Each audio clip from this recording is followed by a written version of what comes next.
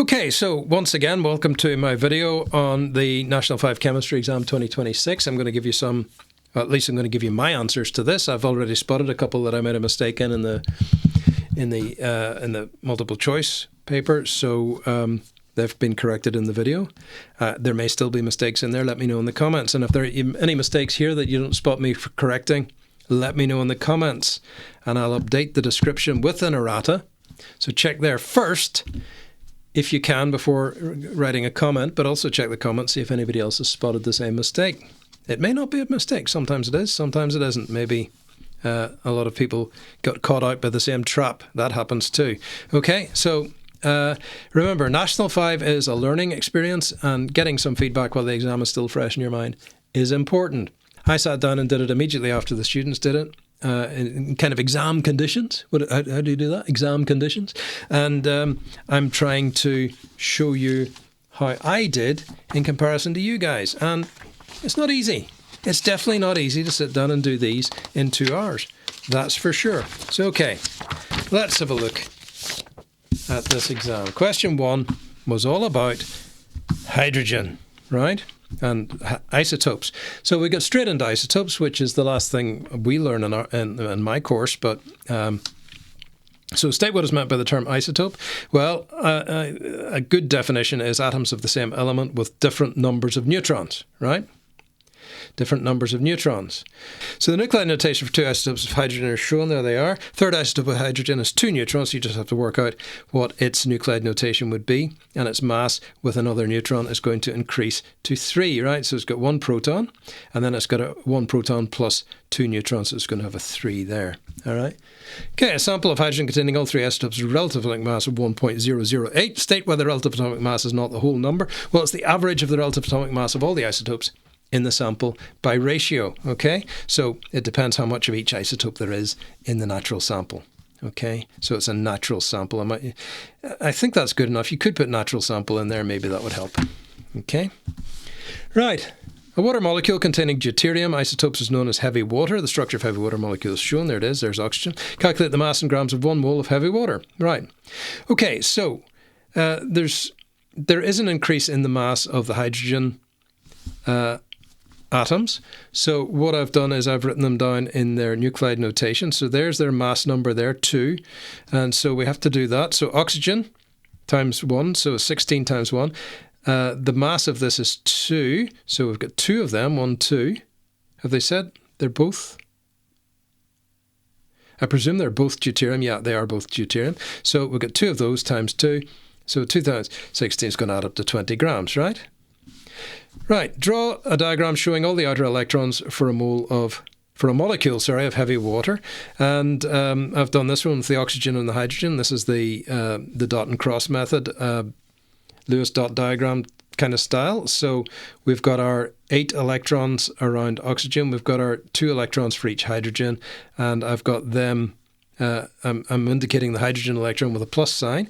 Another way to do it is the Mickey Mouse kind of diagram, where you have, some people do it up there to make it look even more like a Mickey Mouse. We've got oxygen here with its 2 paired unshared electrons up here, and then it's shared electron here with the crosses from the hydrogen, giving hydrogen 2 and oxygen 8 altogether in the shared area. You've got to make sure these things are inside that little area there. You can have them on the lines, but you can't have them outside the lines, right? Otherwise you don't get the mark. This gets the mark usually as well. Okay. Question 2, sorry. Yeah, question 1 was a long time working on. Diagram shows the name and general formula of some families of hydrocarbons. So we get to learn about a couple of new families that we may not have covered in our National 5 course. We don't cover alkynes. And we don't cover cycloalkenes, and we don't cover aromatics. But there you go, there's the general formula, and that's all you really need to know for this question, right? So ethine is a member of the alkyne family. Write the molecular formula for ethine. And so the molecular formula for ethine, well, it's going to have 2 carbons, right? So, and N is going to be 2. And so 2N minus 2, let's get the numbers up here. 2 times 2 is 4, minus 2 is 2, which gives you C2H2. And if you know how to draw it, there it is there. That's ethine, also known as acetylene, I believe. Okay. Identify 2 families from the diagram with molecules that can be isomers of each other. All right. Well, there's actually two in this. So the one that we know about really from National 5 learning is that alkenes and cycloalkanes have the same. Where's my cycloalkane? 2N and 2N. N and 2N. So alkenes and cycloalkanes have the same general formula, which means that they're isomers of each other. Different, same chemical formula, but different structures, right? But it also turns out that alkynes have the same general formula as cycloalkenes, so you could put that as well. So the alkyne-cycloalkene combo is also possible, all right? The formula of a ring compound is C6H10. Name the family of hydrocarbons to which this molecule belongs to. So we've got a ring compound. It's one of these three fellas here, right? One of those three. So we have to just work it out. If you want to work them all out, I just put in if n equals 6, then this has to come to 10 because we know what the thing is. So 2 times 6, which is cycloalkane. Doesn't work. That doesn't get to 10. That's wrong. 2 times 6 minus 2 is correct. And just n is not correct. So n is 6, actually, isn't it? So it would be 6, not 10. 6. Yeah, and that's wrong. But that's only for demonstration. Basically, your answer is going to be cycloalkene, right? I always like to double underline things. So that one, right? Just to make sure the marker knows where my answer is. Sometimes there's quite a lot of working out, and this paper was quite a lot of working out. Aromatic hydrocarbons do not rapidly decolorize bromine solution. Suggests what this indicates about the structure of aromatic hydrocarbons. So there is a little bit of semantics in this, and I'm not quite sure what they're going to say here. It says it do not rapidly decolorize, but maybe do decolorize bromine solutions. So I think we'd be fairly safe saying they're saturated. We might be fairly safe saying they're partially saturated. Not sure. Or they're not completely unsaturated. One combination about that. I'm not sure they can say they're completely saturated, so I'm not sure if that's going to get the mark. We'll have to wait and see what the response for that one is. I mean, they are suggesting that it will eventually decolorize bromine solution, right? And that would suggest that they are unsaturated. Yeah, tough on that. We'll have to look that up and maybe see. Okay, right. Isoprene. You got this big thing here, and you can read that question if you like. And the number of isoprene molecules combined to form a specific terpene is determined by counting the number of carbon atoms in the terpene molecule and dividing by 5. Okay, so here's our terpene molecule. I counted the carbons. Look, I numbered them to make sure I didn't lose count. 1, 2, 3, 4, 5, 6, 7. 8, 9, 10, 11, 12, 13, 14, 15. Counted them all. There are 15 there. You just divide by 5 to get 3 molecules. Calculate the number of isoprene molecules that combine to form a molecule. So 3 molecules. You might want to put isoprene molecules in there, maybe. Don't know. I'm sure that's going to be right. 3 is going to be the answer on the sheet, I'm sure, on the marking instruction. 1 mole of zingiberine. Zingiberine? Wow, it's a good name, that. Name to conjure with. Can react fully with 3 moles of hydrogen, H2, to form a product with only single carbon-carbon bonds. Right? That's basically, what does that mean? It's an addition reaction, okay? The mass of 1 mole of zingiberine is 204 grams. Calculate the mass in grams of the product formed when zingiberine reacts fully with hydrogen. So this is the GFM, basically. This is the GFM of zingiberine, if you add it all up. And what we're adding is 3 hydrogens. So let's add 6 to that, right? 3 times 2, the hydrogen. Hydrogen's GFM is, H2's GFM is 2, so adds 3 times 2 is 6. So just add that to that. Let's see how it works. Up here you've got a double bond, a double bond, double bond. That's where your addition reactions are going to happen, and the hydrogen's just going to pop onto those carbons and the double bonds disappear. All the single bonds, only single bonds left, right? Okay, so you're basically saturating it. Calcium chloride can be produced by reacting limestone, CaCO3, with hydrochloric acid. Oh, this is a funny question. I'll tell you why in a second. State the chemical name for limestone, CaCO3. Well, it's calcium carbonate. Okay, so you name the metal, which is calcium. It just gets its own name. And then this is a polyatomic ion, or an ion with more than 1 atom, and you look it up and it says carbonate, right? So the chemical, look that up in the data book, the chemical equation for the reaction of limestone and hydrochloric acid is that. We had to balance it. There I balanced it, did my little thing, and I've got a 2 there. If that's wrong, somebody check it and work it out for me. But I think it's right. We just put 2 hydrochloric acid in there, and that balanced the chlorine. That balanced the chlorine and also balanced the hydrogen, and I think we're good. Okay, I may have miscounted. You're in a hurry sometimes when you're doing these exams. Student measured the volume of carbon dioxide gas produced when lumps of limestone were added to excess dilute hydrochloric acid. Now, this is a funny experiment here. I'm not quite sure how you do this. Lumps of limestone. Now, in all my experience of working with lumps of limestone and dilute hydrochloric acid, the hydrochloric acid runs out of acid way before the limestone even changes size in any detectable way. So, I don't know, what are they throwing it into? A swimming pool of hydrochloric acid? I'd like to see that experiment. Anyway, we'll take it as it's read, as we read it. Okay, suggest how the student would know when the reaction had finished. Well, no more carbon dioxide gas will be produced, right? Or, in this particular case, since the limestone are in excess, and we don't see this very often, the limestone lumps will have disappeared. They'll have completely vanished, right? And no gas is being given off. But the gas is the real clincher, because that's what you're measuring, and your measurement should stop, right? Students' results are shown. Here we go. Calculate the average rate in centimetres cubed per second for the first 30 seconds. Well, there's the 30 seconds mark there. So we're going 66 centimetre cubed in 30 seconds. Delta Q is 66, delta T is 30. And if I've got those all the right way around, it should be 2.2 centimetres cubed per second, right? Suggest a different measurement that could be used to follow the progress of this chemical reaction over time. Well, the other one that we do often in the lab is we measure the mass of the reaction. As the carbon dioxide is evolved, the mass decreases because it disappears off into the atmosphere. It's no longer weighable by the balance, and so it gives a good measure of the reaction proceeding. And so that's what I do. I'm not quite sure how you get a swimming pool full of hydrochloric acid onto a balance, but there you go. It's a method of doing it. Anyway, suggest why the rate of chemical reaction decreases over time. As the reaction proceeds, the reactants are used up. That's the classic answer.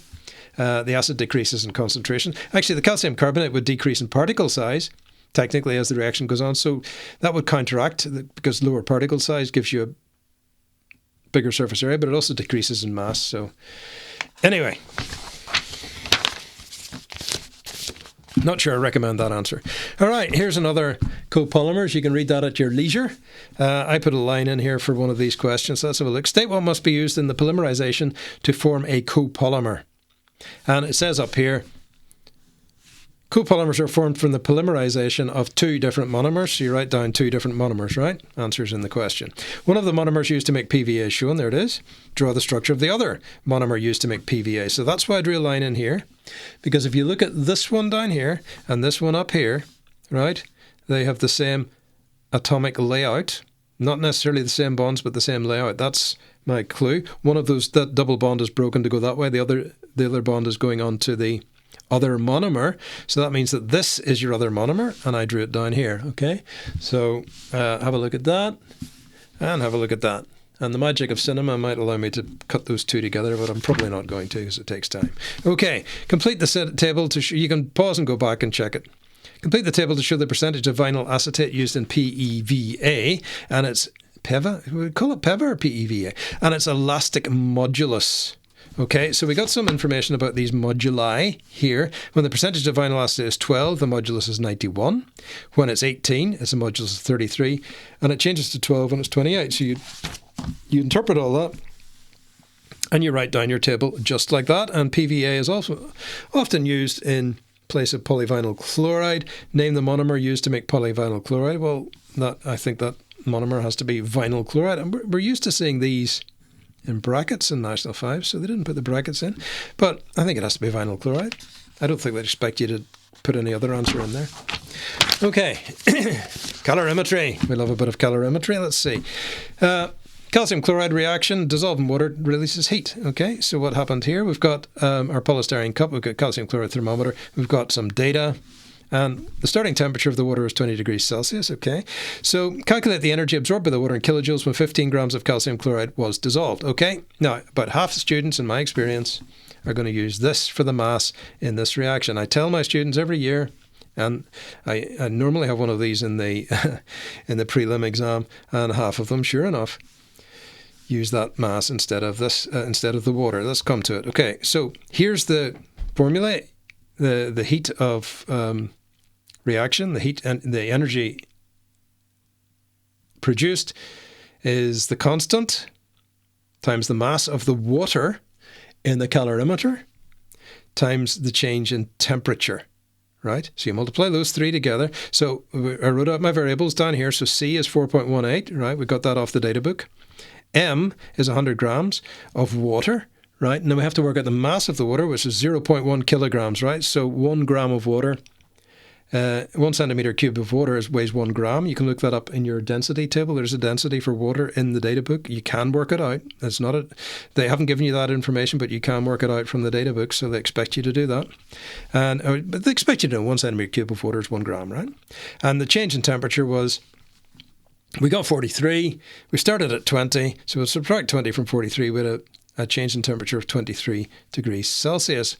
Multiply all those numbers together, and there's the number I got, 9.614 kilojoules. Okay, you got to convert to kilograms to give your answer in kilojoules. Your other option is you can just use grams and then convert your joules to kilojoules by moving your decimal place. If you just do it in grams, you'll get 9614, and you have to put your decimal place 3 places to the left. Okay, the student has used a polystyrene cup rather than a glass beaker to make the results more accurate.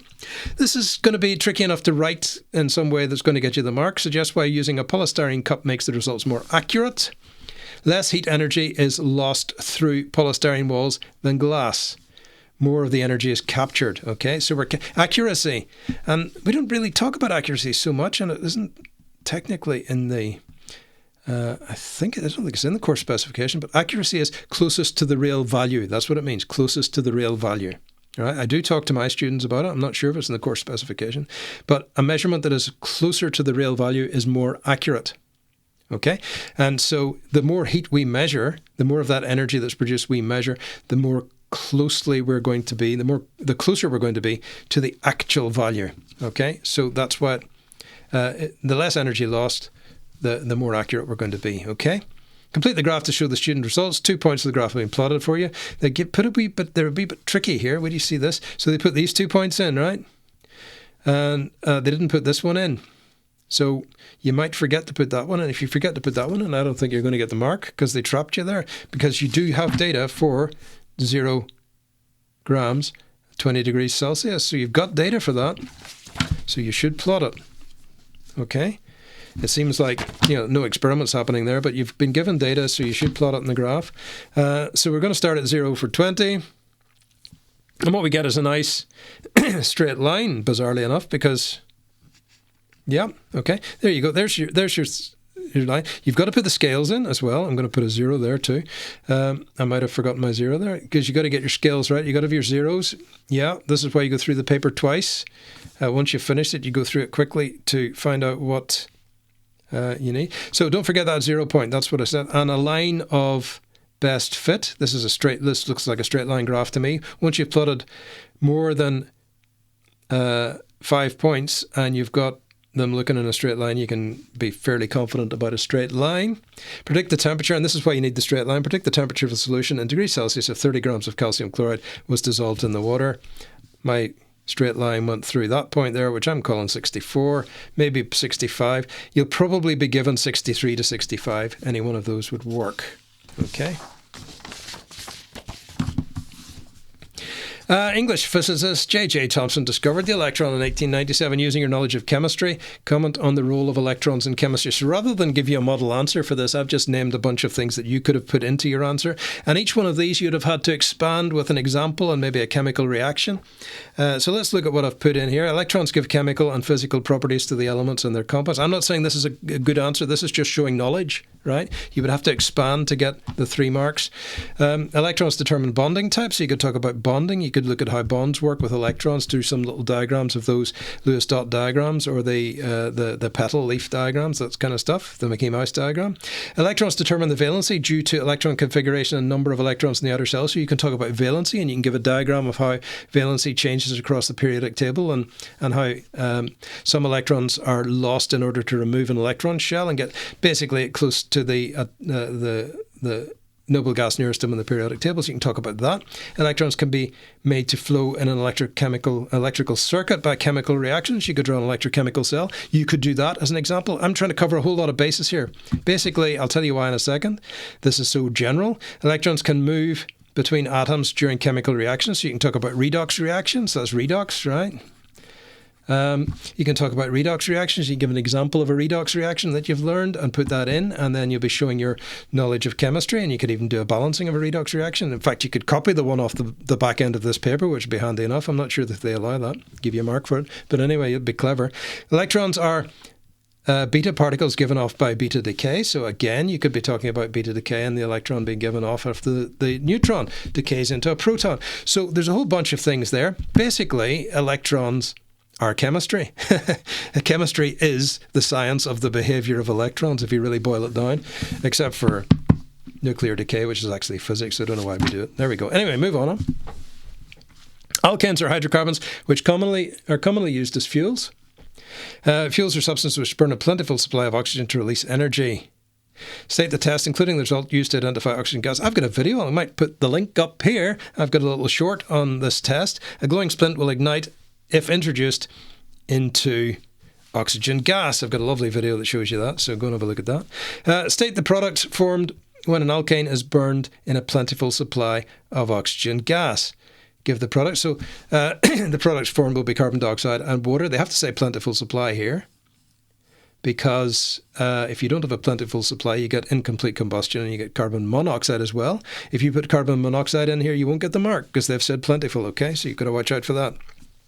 Efficiency of the fuel is given a rating known as the octane number. Higher the octane number, the more efficient the fuel. The octane numbers for some fuels are shown. Bing, there they are.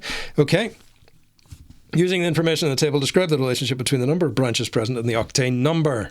Okay, so first of all, I just checked that it was a valid comparison. These all have 8 carbons in their structure, so they're all pretty much the same. They should be the same chemical formula, right? Because they're all alkanes, but they're branched. And so we've got 0 branches, 1 branch, 2 branch, 3 branches. I've just extended the table to put the branches in. I've got a table for carbons here just to make sure it's a valid comparison. And then we've got our values here. So using the information in the table, describe the relationship between the number of branches present and the octane number. Then you use your basic little thing as the independent variable increases. So the dependent variable either increases or decreases. There's your independent variable, branches. There's your dependent variable. So as the number of branches increases, the octane number of the fuel increases, right? Increases from minus 19 to 100, so that's good. Name the most efficient fuel in the table. Well, the most efficient fuel, let's see if we can figure that out. So the higher the octane number, the more efficient the fuel. Bing, it's this one here. The bigger the octane number, it has to be that. 2,2,4 trimethylpentane. You have to write it all out. Name it, it says. Okay. Didn't have to draw the structure, lucky you guys. Lucky guys. Okay, alkane can be reacted with alkenes to produce longer chain alkanes. Okay, so we've got an alkene here. We've got an alkane here. And what happens? This is a reaction that's an addition reaction. The first thing, what type of chemical reaction is taking place? An addition reaction. And we lose a double bond and these things all join up. The hydrogen pops across, right? And so draw the structural formula of the alkane formed in the following reaction. Well, they've given you an example above there. You just do the same thing. Hydrogen pops across and you get rid of the double bond, join it on. That's what you've got there, okay? And yeah, C2H5 on the end. Good. Turn over for next question. Do not write in this page. Do not write in the page. They're very picky, aren't they? Okay. Here's something you can read about Marie Curie and the elements of inspiration. Name 2 elements known to exhibit radioactivity before the discovery of radium and polonium. Again, in the text. At that time, uranium and thorium were the only elements known to exhibit radioactivity. Uranium and thorium, you write them in there. Write the chemical formula for the compound found in the ore named pitch blende. Right, well, I did my little crisscross method. This is a crisscross method. Uranium has the Roman numeral 4 in there, so its valency is 4. Oxygen, we know, is valency is 2. It's group 6. So you take the valency of oxygen, stick it under uranium. You take the valency of uranium, stick it under oxygen. We end up with U2O4. Then we go down to the lowest whole number ratio, and that ends up with UO2. Sounds like a pop band, doesn't it? Okay, so calculate the time taken for a sample of polonium-210 to have decayed to 25% of its original radioactivity. Well, you just do your little... And first thing you do is you look up the half-life. And the half-life is, here it is, 138 days in that diagram up there. So you've got... from 100% to 50%, it's lost half of its radioactivity, so that's 1 half-life, and then 50% to 25%, 2 half-lives, right? Okay, so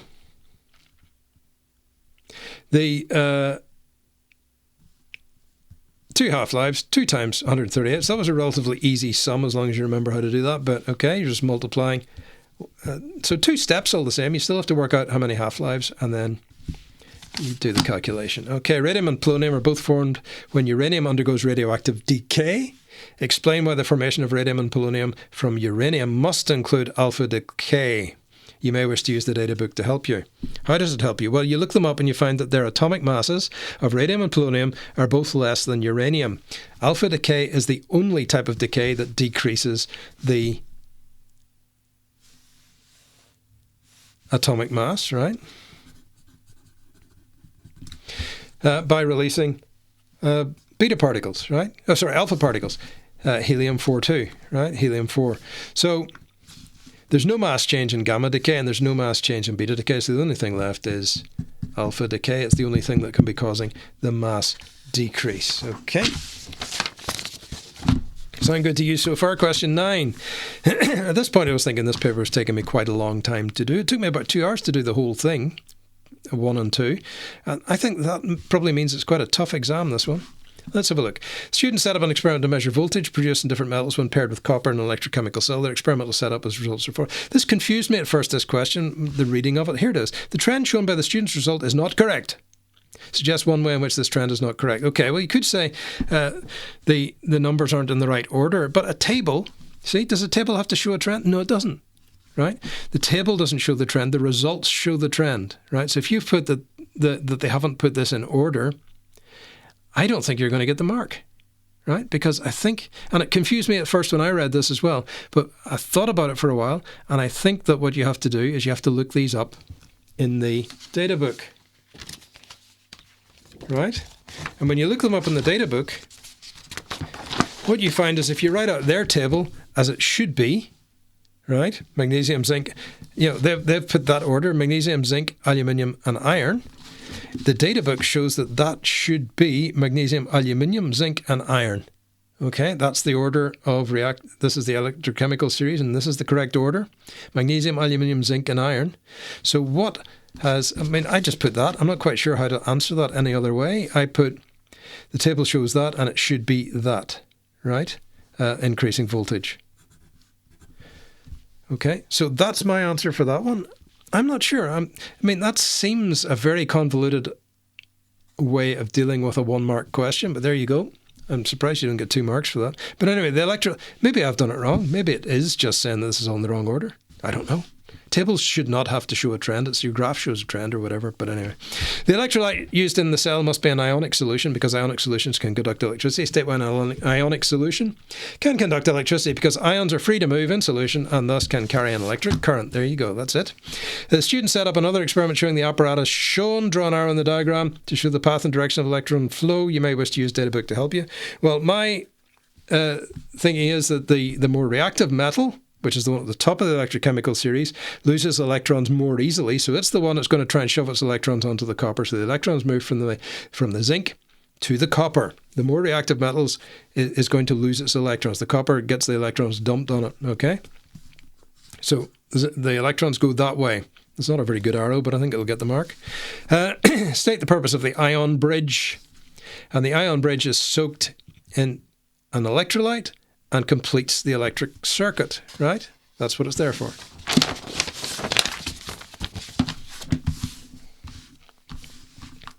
Hi, there's another big learning page for us.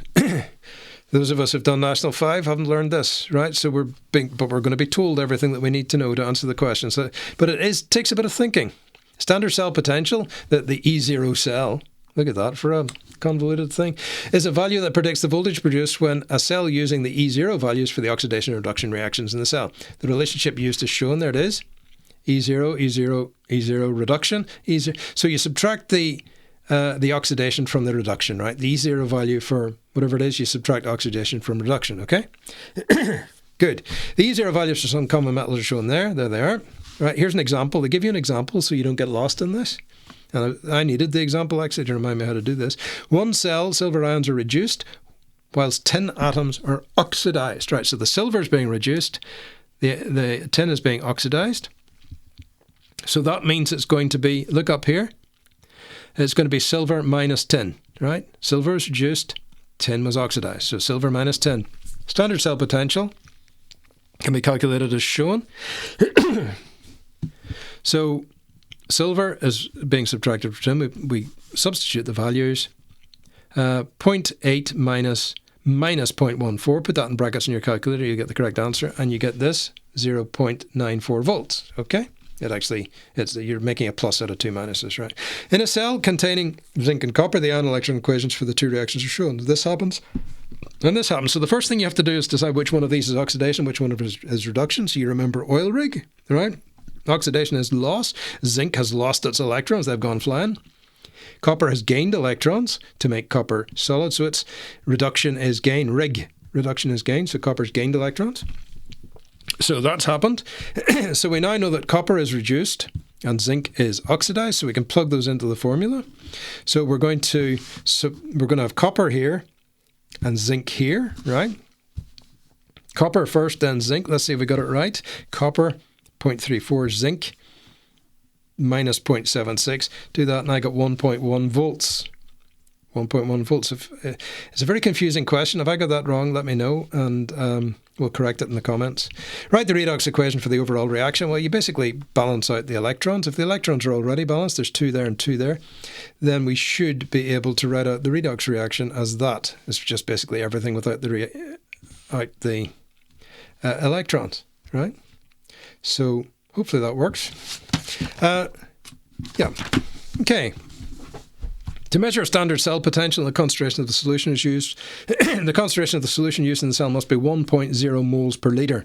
Calculate the mass in grams of copper 2 sulfate required to prepare 250 centimetre cubes of 1.0 mole per litre solution. Okay, so first of all, you have to calculate how many moles you need. Then you've got to work out what the mass of copper is that gives you that number of moles. And that's a 2 or 3 step reaction. 2 or 3 step calculation that you have to do here. First of all, N equals CV. N is 1. V is 0.25.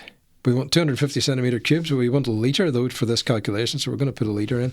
So 0.25 and 0.25 moles. Okay? And I get 159.5.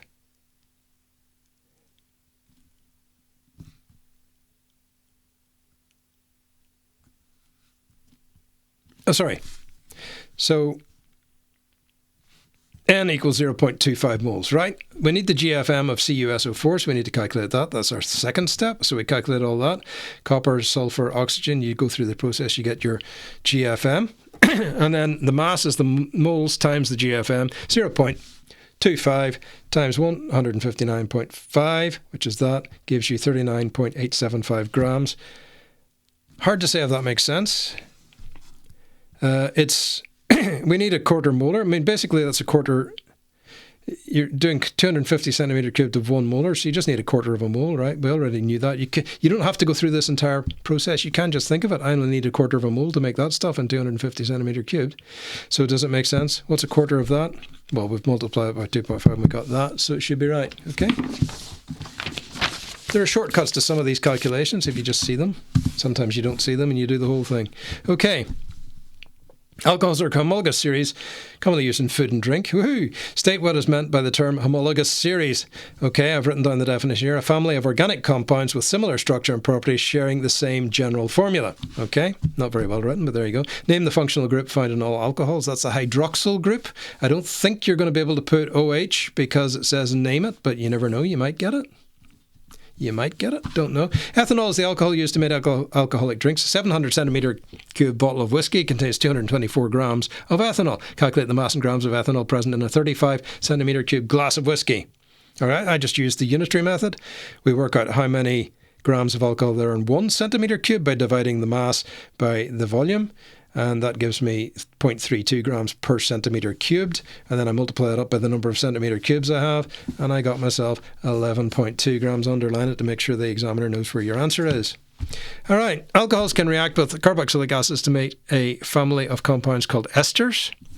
Yeah, this has left me a wee bit confused, this question too. There's a whole lot of reading there. But anyway, the ester methyl ethanoate, C3H6O2, is formed when methanol, C3OH, reacts with ethanoic acid, C3COOH. Now remember, in paper 1 there was vinegar. You were asked for the formula of vinegar. If you remembered it was ethanoic acid, you might twig here and go back and check that one. But anyway, the reaction is reversible. Write an equation using symbols and formulae that would show the reaction is reversible. So you get 2 marks for this.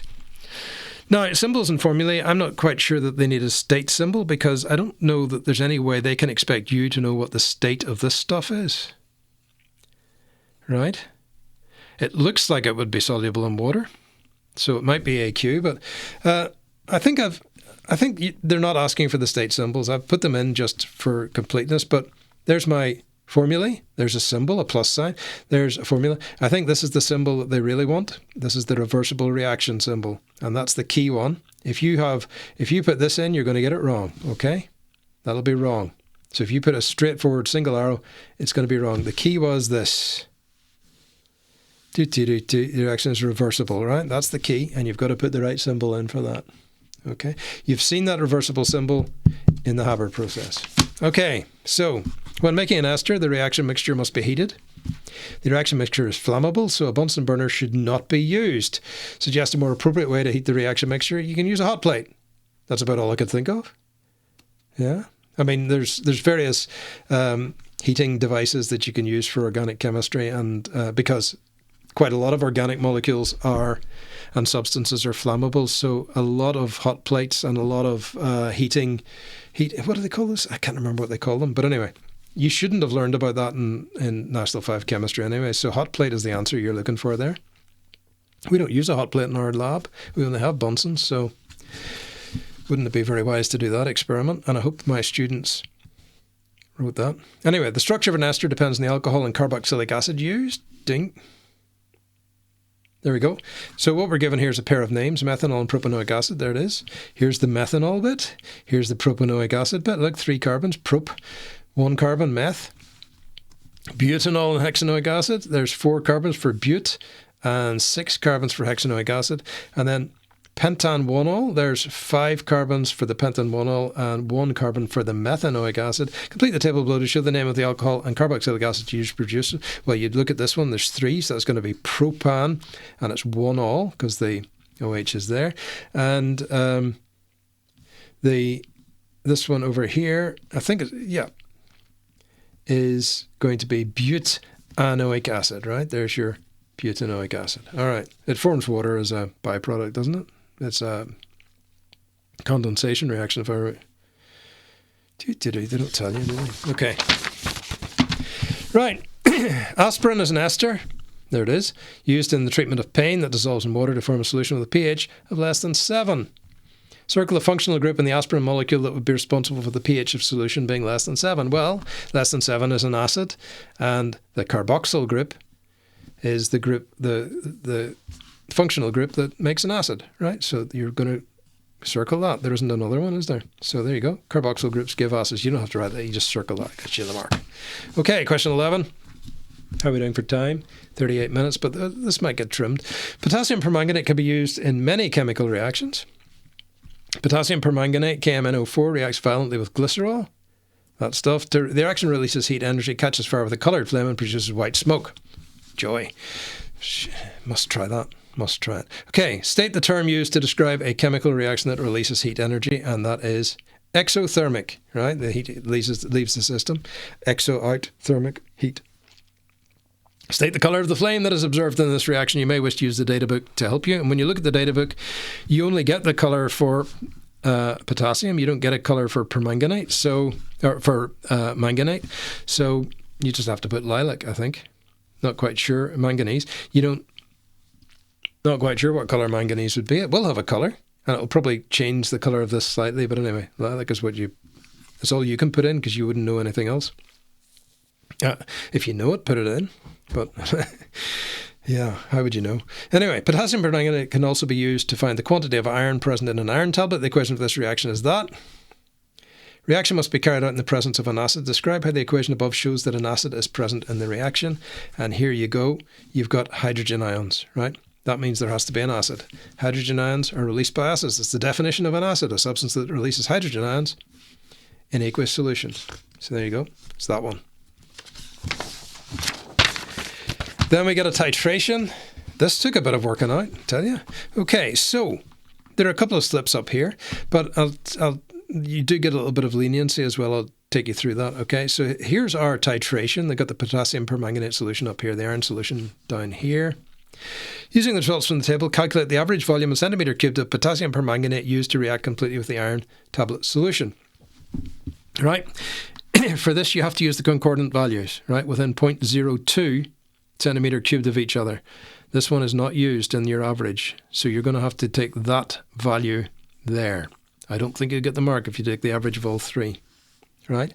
But having said that, if you do all three, and then you use that number that you got from there in this calculation down here, you'll be okay. Okay, you'll be allowed to use it, right?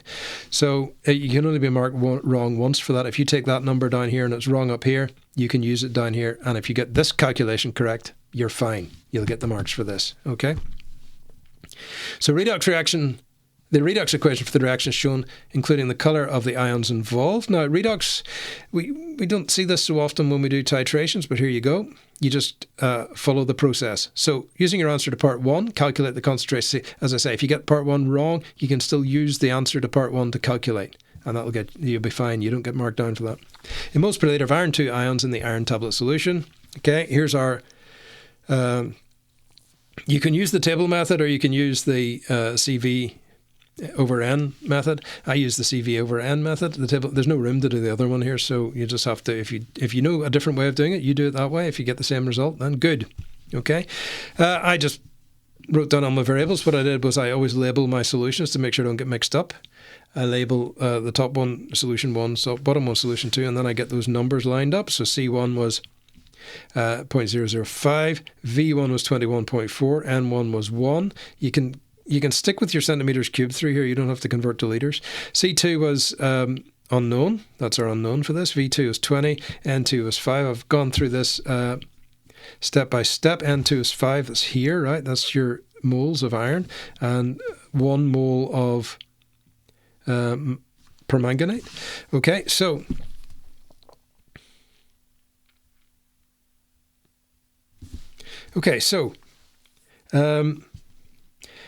plug those all into your formula, and I just went step by step, and I came up with, if you want to pause the video, I came up with 26.75 moles per litre. Okay.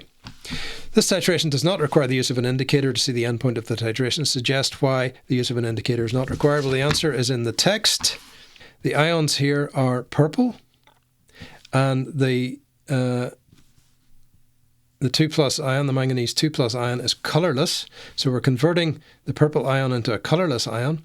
That means that the reaction is complete when the purple colour disappears and the solution is colourless. Right? Hard enough to find that. Okay, finally we have our last 3-mark question. They was thrown in at the end to keep you honest, okay?